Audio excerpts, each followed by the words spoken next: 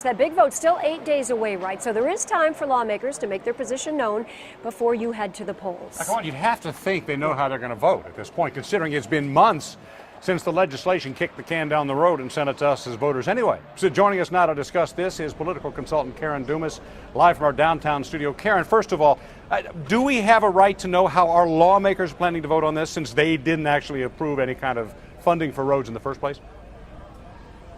We absolutely deserve that, no question, Stephen. And I think it's elementary of them to ignore the fact that voters have a right to know where they stand. They were elected to lead the people and make decisions on their behalf. So I think it's pretty irresponsible for them not to come forth and say so. Karen, I think that I could probably hear some people saying, but you know what, this is a private vote in a voting booth. This is not on the House or the Senate floor here. Does that not allow them some secrecy in how they're going to vote?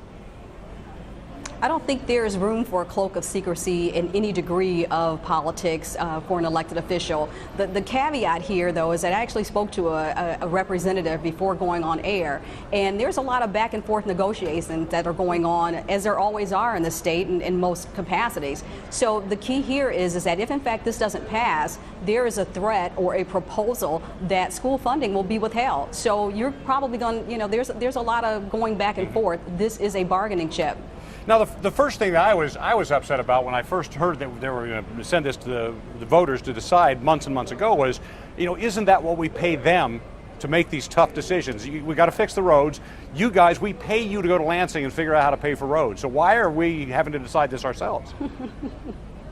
That's a good question. Maybe you should be in the state legislature. I mean, that's an absolute perfect question. And this is a convoluted bill here. I mean, there are 10 more laws that are packaged in here. So there are a lot of voters that are not really clear on what this means. Perhaps there are some elected officials and state reps that are not clear on what this means as well. All right, political consultant Karen Dumas, thank you so very much for joining us today. We will see you again down the road. Thank you. Yeah, for sure. One of the